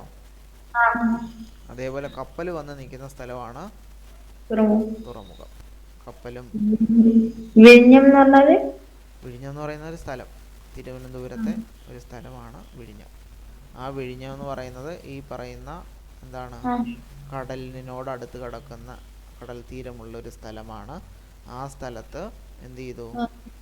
ഒരു തുറമുഖം പണിഞ്ഞു. ഇപ്പോൾ പണിഞ്ഞുകൊണ്ടിരിക്കുകയാണ്. അപ്പോൾ ഇത് കാണാവോ? അപ്പോൾ ഇതാണ് വിഴിഞ്ഞം തുറമുഖം. ഇതെല്ലാം കടലാണ്. കടലിനകത്തേക്ക് കണ്ട് ഇതേപോലെ ഒരു സംഭവം പണിഞ്ഞു വെച്ചു. എന്തിനാന്ന് വെച്ച് കഴിഞ്ഞാൽ ഈ കടലിൽ ഇങ്ങനെ എപ്പോഴും തിരമാല അടിച്ചുകൊണ്ടിരിക്കത്തില്ലേ, അപ്പോൾ കപ്പലൊക്കെ താണ്ട് ഇതിനകത്ത് വന്ന് ഇങ്ങനെ കിടക്കണം. കണ്ടോ? അങ്ങനെ കപ്പലൊക്കെ ഇതിനകത്ത് വന്ന് കിടക്കുമ്പോൾ ഈ തിരമാല വലുതായിട്ട് കപ്പലിനെ, അല്ലെങ്കിൽ ഇവിടെ നടക്കുന്ന ഇവിടുന്ന് സാധനങ്ങൾ ഇറക്കാനോ അല്ലെങ്കിൽ ആളുകളൊക്കെ ഇറങ്ങാനോ ഒക്കെ ആയിരിക്കണമല്ലോ ഈ തുറമുഖം പണിയുന്നത്. അപ്പോൾ ആ കപ്പൽ അങ്ങനെ എന്തെങ്കിലും ജോലികൾ ചെയ്തുകൊണ്ടിരിക്കുകയാണെങ്കിൽ അതിന് തടസ്സം വരാതിരിക്കാനൊക്കെ വേണ്ടിയിട്ടാണ് ഇങ്ങനെ പുലിമുട്ടെന്നൊക്കെ പറയുന്നത്, ഇങ്ങനെ പണിഞ്ഞു വെച്ചേക്കും. അപ്പോൾ കപ്പൽ ഇപ്പുറത്തൂടെ കയറി കപ്പൽ ഇവിടെ വന്ന് എന്ത് ചെയ്യും? സാധനം ഇറക്കാനാണെങ്കിൽ ഇപ്പം സാധനം ഇറക്കുന്ന രീതിക്കാണ് ഇപ്പോൾ ഇത് പണിഞ്ഞേക്കുന്നത്. അപ്പം കപ്പൽ വന്നിട്ട് ഇതേപോലെയുള്ള കപ്പലുകൾ വരും സാധനം കൊണ്ട്. അതിന് കണ്ടെയ്നർ ഷിപ്പ് എന്ന് പറയും. ഇതാണ് അതാണ് ഈ കണ്ടെയ്നറാണ് ഇതിനകത്തിരിക്കുന്നത്, കണ്ടോ? അപ്പോൾ അത്തരം സാധനങ്ങൾ വന്നിട്ട് ഈ പറയുന്ന തുറമുഖത്ത് അടുക്കും. അപ്പോൾ ഈ തുറമുഖത്തിനെ വിളിക്കുന്ന പേരാണ് വിഴിഞ്ഞം തുറമുഖം. കിട്ടിയോ? ഈ തുറമുഖത്ത് എന്ത് ചെയ്യുന്നുണ്ട്? ഈ തിരമാലയിൽ നിന്നും വൈദ്യുതി ഉൽപ്പാദിപ്പിക്കുന്നുണ്ട്. ഇതിപ്പോൾ ഞാൻ പറയാൻ കാരണം അതായിരുന്നു, വിഴിഞ്ഞം തുറമുഖം പറയാൻ കാരണം. തിരമാലയിൽ നിന്നും എന്ത് ഉൽപ്പാദിപ്പിക്കുന്നു? വൈദ്യുതി ഉൽപ്പാദിപ്പിക്കുന്നു. അപ്പോൾ തിരമാല ഇങ്ങനെ എപ്പോഴും ഇങ്ങനെ അനങ്ങി അനങ്ങി ഇരിക്കുന്നതല്ലേ അല്ലേ? അപ്പോൾ ആ അനക്കത്തിൽ നിന്ന് എന്തുണ്ടാക്കും? വൈദ്യുതി ഉണ്ടാക്കും. പിടികിട്ടിയോ? അപ്പോൾ അതാണ് ഒരു രീതി, കണ്ടോ? അങ്ങനെ ഇനി നമുക്കും കണ്ടുപിടിക്കാമല്ലോ രീതികൾ. അപ്പോൾ ഒന്നാലോചിച്ച് നോക്കി, ഇതാണ്ട് ഇങ്ങനെ വെള്ളം ഇങ്ങനെ അനങ്ങും തോറും അതിൽ നമ്മളിപ്പോൾ ചുമ്മാ ഒരു ബോക്സ് എടുത്തിട്ട് കഴിഞ്ഞാൽ ആ ബോക്സ് ഇങ്ങനെ കിടന്ന് അനങ്ങിക്കൊണ്ടിരിക്കും അല്ലേ? അപ്പോൾ ഈ അനക്കം കാരണം അവിടെ എന്തുണ്ടാകും? ഒരു ഊർജ്ജം ഉണ്ടാകും. ആ ഊർജ്ജത്തിനെ എന്തിലേക്ക് മാറ്റിയെടുക്കും? വൈദ്യുതിയിലേക്ക് മാറ്റിയെടുക്കും. അങ്ങനെയാണെങ്കിൽ നമുക്കും അതേപോലെയുള്ള പരീക്ഷണങ്ങൾ നടത്താവുന്നതാണ്. ഇപ്പം വെള്ളം ഇങ്ങനെ കിടന്ന് ഒഴുകുമ്പോൾ അപ്പോൾ നമ്മൾ ആലോചിക്കുക, നമ്മുടെ അടുത്ത് എവിടെയെങ്കിലും ഇപ്പോൾ ഈ അരുവി ഇങ്ങനെ ഒരു പാറയുടെ മണ്ടയ്ക്ക്, ഇപ്പം വയനാട് ആയതുകൊണ്ട് പാറയുടെ മണ്ടയ്ക്കൊന്നും ഇങ്ങനെ എന്ത് ചെയ്യുന്നു, വെള്ളം ഇങ്ങനെ താഴോട്ട് വീഴുന്നുണ്ട് അല്ലേ? ആ താഴെ വീഴുന്നിടത്ത് കൊണ്ടുവന്ന് നമ്മൾ ഇതുപോലെ ഒരു കറങ്ങുന്ന സാധനം കൊണ്ടുവെക്കാന്നുണ്ടെങ്കിൽ എന്ത് ചെയ്യും? ഈ വെള്ളം ഇങ്ങനെ എപ്പോഴും വീണുകൊണ്ടിരിക്കും, അതിനനുസരിച്ച് ഇത് കറങ്ങിക്കൊണ്ടിരിക്കും. ഈ കറങ്ങുമ്പോൾ ഒരു ഊർജ്ജം അവിടെ ഉണ്ടാകും. ആ ഊർജ്ജത്തെ എന്താക്കി മാറ്റും? വൈദ്യുതി. പിടികിട്ടിയോ? അപ്പം അങ്ങനെയൊക്കെ നമുക്ക് തന്നെ എന്ത് ചെയ്യാം? വൈദ്യുതി ഉണ്ടാക്കാൻ പറ്റും. പക്ഷെ അതിന് വേറെ എന്തെങ്കിലുമൊക്കെ അനുമതി വേണമെങ്കിൽ അത് വാങ്ങിച്ചിട്ടേ ചെയ്യാവുള്ളൂ. നിയമപരമായിട്ടുള്ള കാര്യങ്ങളൊക്കെ നോക്കിയിട്ടേ അതൊക്കെ ചെയ്യാവുള്ളൂ. അപ്പം നമ്മൾ നോക്കേണ്ടത് വൈദ്യുതി ഉണ്ടാക്കുമ്പോൾ കൂടുതൽ വൈദ്യുതി എങ്ങനെ ഉണ്ടാകുന്നു, ഏതൊക്കെ രീതി. ഇപ്പം നിലവിലുള്ള കുറേ രീതികളാണല്ലോ ഇപ്പോൾ പറഞ്ഞേ. ഇതല്ലാതെ ഇനി വേറെ എന്തൊക്കെ രീതി കണ്ടുപിടിക്കാൻ പറ്റും? അതേപോലെ ഈ വൈദ്യുതി ഒരു സ്ഥലത്ത് നിന്നും വേറൊരു സ്ഥലത്തേക്ക് സുരക്ഷിതമായിട്ട്, ഇനിയും ഇതിലും വലിയ സുരക്ഷിതമായിട്ട് എങ്ങനെ കൊണ്ടുപോകാൻ പറ്റും എന്നൊക്കെയുള്ള കാര്യങ്ങളാണ് നിങ്ങൾ ചിന്തിക്കുകയും ചെയ്യുകയും ചെയ്യേണ്ടത്. കാരണം ഇതുവരെ കുറേ ആൾക്കാർ ഇത്രയും കാര്യങ്ങളൊക്കെ ചെയ്തു വെച്ചില്ലേ? ഇനി നമ്മൾ ചെയ്യേണ്ടത് എന്തുവാ? ഇതിനേക്കാളിലും നല്ലതും ഇതിനേക്കാളിലും മികച്ച രീതിയിലും എങ്ങനെ വൈദ്യുതി ഉണ്ടാക്കാമെന്നാണ് നമ്മൾ പഠിക്കേണ്ടത്. ഈ പാഠം അതിന് വേണ്ടിയിട്ടൊക്കെയാണ് നമ്മൾ ഉപയോഗിക്കേണ്ടത്. അപ്പോൾ അത് മനസ്സിൽ വെച്ചുകൊണ്ട് വേണം ഈ പാഠം പഠിക്കാൻ. വൈദ്യുതി എങ്ങനെ ഉണ്ടാക്കണം, വൈദ്യുതി എങ്ങനെ കൊണ്ടുപോകണം, വൈദ്യുതി എങ്ങനെ ഉപയോഗിക്കണം. പിടികിട്ടിയോ? ഇനി അങ്ങനെ കൊണ്ടുപോകുമ്പോൾ എന്തെങ്കിലും പ്രശ്നങ്ങളുണ്ടോ? ആ ഒരു പ്രശ്നമാണ് നമ്മളിപ്പോൾ ഐഡൻറ്റിഫൈ ചെയ്തത്. ഇതേപോലെ വയറ് അല്ലേ, ഇത് പൊട്ടി വീണ് കിടന്നാൽ അപകടം ഉണ്ടാകുന്നു. ആ അപകടം ഒഴിവാക്കാൻ ഈ വയറ് വേറെ ഏതെങ്കിലും രീതിയിൽ കൊണ്ടുപോകാൻ പറ്റുമോ? അതിന് ചിലവ് കൂടുതലാണോ? എന്തുകൊണ്ടാണത് ചെയ്യാത്തത്? അത്തരം കാര്യങ്ങൾ വെച്ചിട്ട് അതിനെ പഠിക്കണം. അപ്പോഴാണ് ഓംസ് ലോ എന്തുവാ?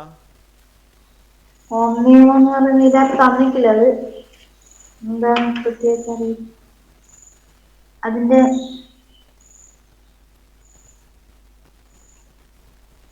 ഇതിങ്ങനെ പഠിച്ചാൽ പോരാ. ഇതിങ്ങനെ സ്കൂളിൽ കാണാതെ പഠിക്കുന്നതുകൊണ്ടാണ്, അല്ലെങ്കിൽ മനസ്സിലാകാതെ പഠിക്കുന്നതുകൊണ്ടാണ് ഓംസ് ലോ ഒക്കെ ചോദിച്ചാൽ മനസ്സിലാവാത്തത്. വായിക്കുക, പുസ്തകം വായിക്കുക, എന്നിട്ട് നോക്കാം.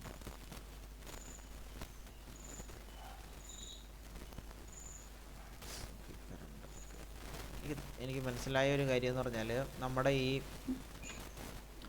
എന്താണ് KCBയുടെ ലൈൻ ഉണ്ടല്ലോ, അത് വെച്ചിട്ട് നോക്കാം. ഇത് ഞാൻ പറയുന്നത് കറക്റ്റ് ആണോ എന്ന് നിങ്ങൾ ടീച്ചറോടൊക്കെ പോയി ചോദിക്കണം കേട്ടോ. എനിക്ക് മനസ്സിലായൊരു കാര്യം പെട്ടെന്ന് ഞാൻ പറയുന്നുണ്ട്. ഇതൊരു KCB പോസ്റ്റ് അല്ലേ? കാണാലോ അല്ലേ? ഈ പോസ്റ്റിൽ കൂടെ ഇങ്ങനെ കറണ്ട് ഒഴുകി വരുമായിരുന്നു. അപ്പോൾ ഇങ്ങനെ ഈ ഒഴുകി വരുമ്പോൾ കുറേ ദൂരം ഇപ്പം നമ്മൾ തന്നെ ആണെങ്കിലും കുറേ ദൂരം സഞ്ചരിച്ച് കഴിഞ്ഞാൽ നമുക്ക് എന്ത് പറ്റും? ക്ഷീണം വരത്തില്ലേ? അല്ലേ? ക്ഷീണം വരും.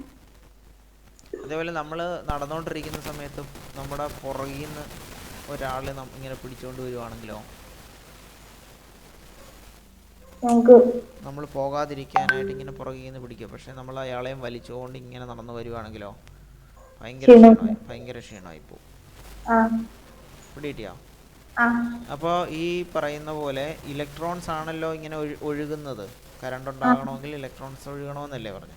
അപ്പോൾ ഇലക്ട്രോൺസ് ഇങ്ങനെ ഒഴുകി വരുമ്പോൾ ഈ പറയുന്ന ഈ ചാലകം ഉണ്ടല്ലോ, ഈ കമ്പി ഉണ്ടല്ലോ, ഈ കമ്പി എന്ത് ചെയ്യും? ഈ ഇലക്ട്രോൺസിനെ ഇങ്ങനെ തടയാൻ നോക്കും. ഒഴുകണ്ട എന്നും പറഞ്ഞ് തടയാൻ നോക്കും. പിടികിട്ടിയോ? അപ്പോൾ ആ ഇലക്ട്രോൺസിൻ്റെ ഒരു ചാലകത്തിൽ കൂടിയുള്ള ഒഴുക്കിനെ ആ ചാലകം എന്ത് ചെയ്യാൻ നോക്കുന്നു? തടയാൻ നോക്കുന്നു. അതിനെയാണ് പ്രതിരോധം എന്ന് പറയുന്നത്. പിടികിട്ടിയോ? അപ്പോൾ ഇത് തമ്മിലുള്ള ബന്ധമാണ് എന്തോന്ന് പറയുന്നേ? അങ്ങനെ പ്രതിരോധിക്കുന്നത് കൊണ്ടാണ് നല്ല എനർജറ്റിക്കായിട്ട് വന്നുകൊണ്ടിരുന്ന ഇലക്ട്രോൺ ഇങ്ങനെ തടഞ്ഞ് ഒരു സ്ഥലത്തെത്തുമ്പോഴത്തേക്കും എന്ത് ചെയ്യാൻ തുടങ്ങുന്നു? അതിൻ്റെ എനർജി കുറഞ്ഞ് വരാൻ തുടങ്ങും. അതിനെ വീണ്ടും കൂട്ടാൻ വേണ്ടിയിട്ടാണ് നമ്മൾ എന്ത് വെച്ചിരുന്നത്? ട്രാൻസ്ഫോമർ വെച്ചിരുന്നത്. അപ്പോൾ ഈ ഒരു നിയമമാണ് ഓംസ് ലോ എന്നാണ് ഇപ്പം ഞാൻ ഇതിൽ നോക്കിയപ്പോൾ എനിക്ക് മനസ്സിലാവുന്നത്. ഇത് അത് തന്നെയാണോ എന്ന് പുസ്തകത്തിൽ വായിക്കുകയോ എന്തുവാണ്, പുസ്തകത്തിൽ എന്തെങ്കിലും എഴുതിയിട്ടുണ്ടോ ഓംസ് ലോ എന്താണെന്നോ? പുസ്തകത്തില് അതിന്റെ ഇത് കൊടുത്തിട്ടില്ല, അല്ലാണ്ട് അതിന്റെ യൂണിറ്റ് അത് അങ്ങനൊക്കെ കൊടുത്തിട്ടുള്ളൂ.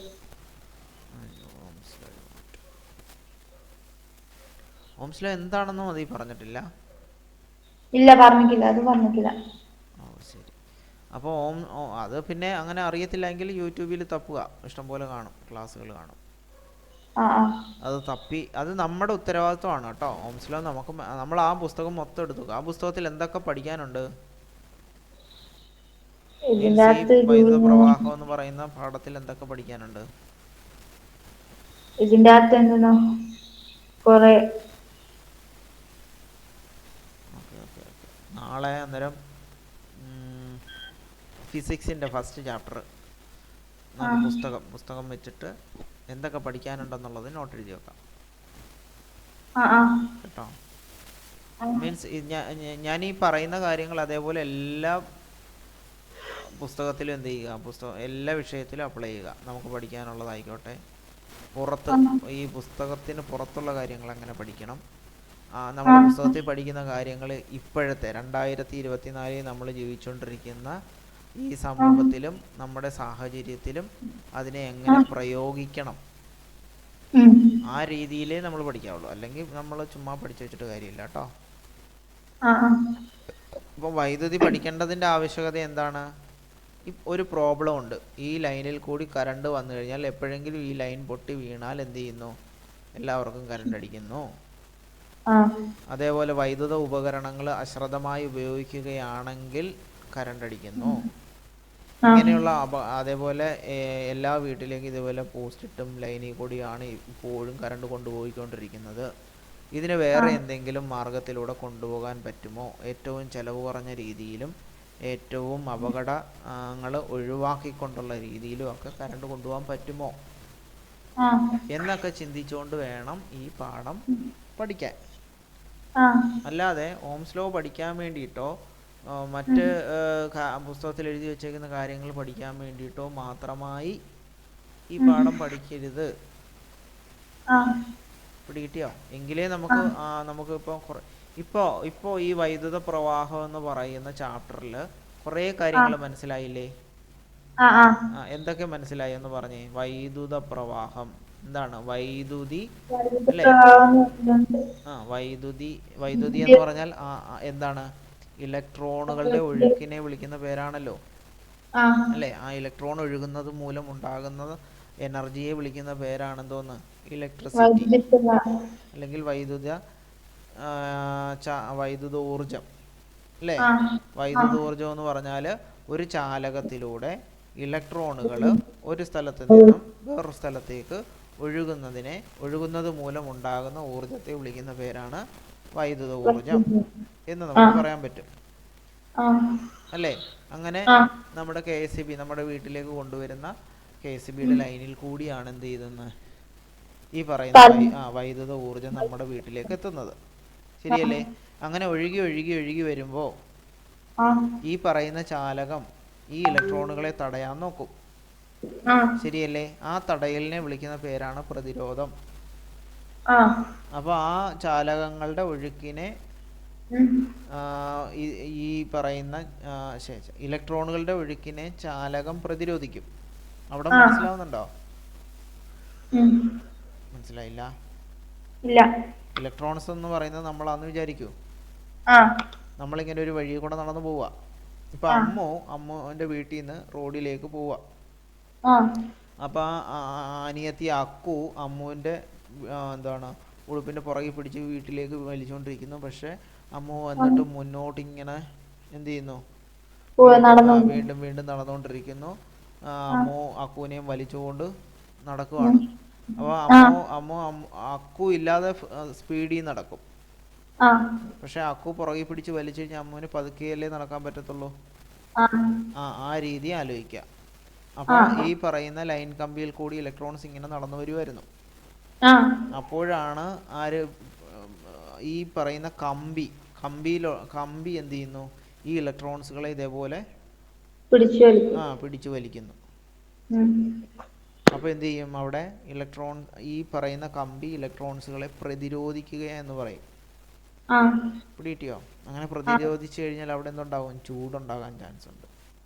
ആ ആ അല്ലേ? നമ്മൾ ദേഷ്യപ്പെടുന്നത് പോലെ കമ്പി ചൂടാവാനുള്ള ചാൻസ് ഉണ്ട്. ഓക്കെ, അതൊക്കെ വേറെ സൈഡ്. ഞാൻ പറഞ്ഞത് ഇങ്ങനെ ഇലക്ട്രോൺസുകൾ വന്നുകൊണ്ടിരിക്കുമായിരുന്നു. അപ്പോൾ ഈ പറയുന്ന കമ്പി അതിനെ പ്രതിരോധിക്കുന്നു. അപ്പോൾ സ്വാഭാവികമായിട്ടും എന്ത് ചെയ്യുന്നു? ഈ ഇലക്ട്രോൺസുകൾ പഴയ സ്പീഡ് കിട്ടത്തില്ല, അല്ലേ? എന്തുവാ, സ്റ്റാർട്ട് ചെയ്ത അതേ സ്പീഡ് കിട്ടത്തില്ല. അപ്പോൾ അത് ക്ഷീണിക്കുമ്പോൾ അതിനെ ഊർജ്ജപ്പെടുത്താൻ വേണ്ടിയിട്ട്, കൂടുതൽ ഉന്മേഷം കൊടുക്കാൻ വേണ്ടിയിട്ടാണ് ട്രാൻസ്ഫോമറുകൾ വെച്ചേക്കുന്നത് എന്നാണ് നമുക്കിതിൽ നിന്ന് നോക്കി മനസ്സിലായത്. അപ്പോൾ ആ രീതി, അത്രയും കാര്യങ്ങൾ മനസ്സിലായില്ലേ? അപ്പോൾ അത് നമുക്ക് പറയാൻ പറ്റണം. അതിനെക്കുറിച്ച് എന്താണ് വൈദ്യുതി, എന്താണ് വൈദ്യുത പ്രവാഹം, എങ്ങനെയാണ് ആ വൈദ്യുത പ്രവാഹത്തിൽ ഓംസ് ലോ അപ്ലൈ ആകുന്നത്, എന്തിനാണ് ഞാൻ ജൂൾസ് എന്ന് പറയുന്ന ലോ പഠിക്കുന്നത്, ജൂൾസ് അല്ലല്ലോ, ജൂൾ ലോ പഠിക്കുന്നത്, എന്തിനു പഠിക്കുന്നു എന്നുള്ളതും ഉത്തരം വേണം. ഇപ്പം ജൂൾസോ എന്താണെന്നോ അല്ലെ ഓംസ് ലോ എന്താണെന്നോ പഠിക്കുന്നതിലുമല്ല, ഇതെന്തിനാണ് ഞാൻ പഠിക്കേണ്ടത് എന്നും ആലോചിക്കണം കേട്ടോ. അങ്ങനെ പഠിച്ച് ആ പുസ്തകം വെച്ച് നോക്കുവാണെങ്കിലാണ് നമുക്കത് വൃത്തിയായിട്ട് മനസ്സിലാവത്തുള്ളൂ. അല്ലാതെ ചുമ്മാ ഇങ്ങനെ ഇപ്പം ഞാൻ ചോദിച്ചാൽ ഒന്നും അറിയുന്നില്ലല്ലോ. എന്താണ് വൈദ്യുത പ്രവാഹം എന്നറിയത്തില്ല. ഭൗതിക ശാസ്ത്രത്തിലെ ഒന്നാമത്തെ പാഠമാണ് വൈദ്യുത പ്രവാഹം. വൈദ്യുതിയുടെ ഒഴുക്കിനെ കുറിച്ച് പഠിക്കുന്ന പാഠമാണ്. വൈദ്യുതിയുടെ ഒഴുക്കെന്ന് പറഞ്ഞാൽ വൈദ്യുതി ഒരു സ്ഥലത്ത് നിന്നും, അതായത് ഇലക്ട്രോൺസ് എന്ന് പറയും അല്ലേ, ഇലക്ട്രോൺസ് എന്ന് പറയുന്ന അത്തരം പാർട്ടിക്കിൾസ് എന്ത് ചെയ്യുന്നു? ഒരു സ്ഥലത്ത് നിന്നും വേറൊരു സ്ഥലത്തേക്ക് ഇങ്ങനെ സഞ്ചരിക്കും അല്ലേ. ആ സഞ്ചരിക്കുന്ന ഒഴുക്കിൽ നിന്നുണ്ടാകുന്ന ഊർജ്ജമാണ് വൈദ്യുത ഊർജ്ജം, കറണ്ട് അല്ലേ, അല്ലെങ്കിൽ ഇലക്ട്രിസിറ്റി. അപ്പോൾ അങ്ങനെ ഈ ഒരു ചാലകത്തിൽ കൂടി ഇതിങ്ങനെ പൊയ്ക്കൊണ്ടിരിക്കുമ്പോൾ ഈ ചാലകം ഈ പറയുന്ന ഇലക്ട്രോൺസുകളെ തടയാൻ നോക്കും അല്ലേ. അങ്ങനെ ഇലക്ട്രോൺസുകളെ തടയാൻ നോക്കുമ്പോൾ ഇലക്ട്രോൺസിൻ്റെ എന്താണ്, ഇലക്ട്രോൺസ് ഇങ്ങനെ ക്ഷീണിച്ച് വരും. അതിനെയാണ് വോൾട്ടേജ് കൊണ്ട് അതിനെ പറഞ്ഞ കേട്ടോ. വോൾട്ടേജ്, അതിൻ്റെ വോൾട്ടേജ് കുറഞ്ഞു വരും. ഈ വോൾട്ടേജ് എന്താണെന്നൊക്കെ ടീച്ചറിനോട് പോയി ചോദിക്കണം. ആ വോൾട്ടേജ് കുറഞ്ഞു വരും. അങ്ങനെ ആ വോൾട്ടേജ് കുറഞ്ഞു വരുന്നതിനെ കൂട്ടാൻ വേണ്ടിയിട്ടും കുറയ്ക്കാൻ വേണ്ടിയിട്ടും ഒക്കെയാണ് എന്തോന്ന് ട്രാൻസ്ഫോമറുകൾ ഉപയോഗിക്കുന്നത്. ഇവിടെ കിട്ടിയോ? അപ്പം അത്രയും കുറേ കാര്യങ്ങളൊക്കെ മനസ്സിലായില്ലേ? അതേപോലെ വൈദ്യുതി ഉണ്ടാക്കുന്നത് ആരാണ്? ഇതേപോലെയുള്ള ഇത് എനർജി പ്ലാന്റുകളിൽ നിന്നോ ഡാമിൽ വെള്ളം സംഭരിച്ചിട്ട് അതിൽ നിന്ന് ടർബൈൻ പോലുള്ള ഉപകരണങ്ങൾ കറക്കി ഉണ്ടാക്കാം. വിൻഡ് അല്ലേ, കാറ്റിൽ നിന്നും വൈദ്യുതി ഉണ്ടാക്കാം. സൂര്യപ്രകാശത്തിൽ നിന്നും വൈദ്യുതി ഉണ്ടാക്കാം. കടലിൻ്റെ തിരമാലകളുടെ ചലനത്തിൽ നിന്നും വൈദ്യുതി ഉണ്ടാക്കാം. ഇത്രയും കാര്യങ്ങളൊക്കെ നമ്മൾ പഠിച്ചില്ലേ? അത്രയും കാര്യങ്ങൾ നമ്മൾ വെച്ചിട്ട് എന്ത് ചെയ്യാൻ പറ്റണം? ഈ പാഠം നമുക്ക് പഠിക്കാൻ പറ്റണം. ഇത്രയും കാര്യങ്ങൾ വെച്ചിട്ട് വൈദ്യുത പ്രവാഹത്തെക്കുറിച്ച് നാളെ എന്ത് ചെയ്യണം? പറഞ്ഞു തരണം. അതുമാത്രം പോരാ, സ്കൂളിൽ പോയും ചോദിക്കണം എന്താണ് വൈദ്യുത പ്രവാഹം. ടീച്ചറിനോടങ്ങ് ചോദിക്കണം. ഞാൻ ഇന്നലെ പറഞ്ഞില്ലേ, ഇന്നലെ ഞാൻ പറഞ്ഞു, എല്ലാവരും പഠിക്കുന്നത് പോലെയല്ല നമ്മൾ പഠിക്കേണ്ടത്. നമുക്ക് മനസ്സിലാകുന്ന കാര്യങ്ങൾ നമുക്ക് പഠിക്കാൻ പറ്റുന്നത് പോലെ പഠിക്കുകയും മനസ്സിലാവാത്ത കാര്യങ്ങൾ നമുക്ക് മനസ്സിലാകുന്ന രീതിയിൽ ചോദിച്ച് മനസ്സിലാക്കുകയും ചെയ്യണം. അല്ലാതെ എല്ലാ പിള്ളേരും പഠിക്കുന്നത് പോലെ നമ്മൾ പഠിക്കണ്ട. നമ്മൾ നമുക്ക് പറ്റുന്ന രീതിയിൽ മാത്രം പഠിച്ചാൽ മതി. പിടികിട്ടിയോ? അപ്പോൾ ഓക്കെ.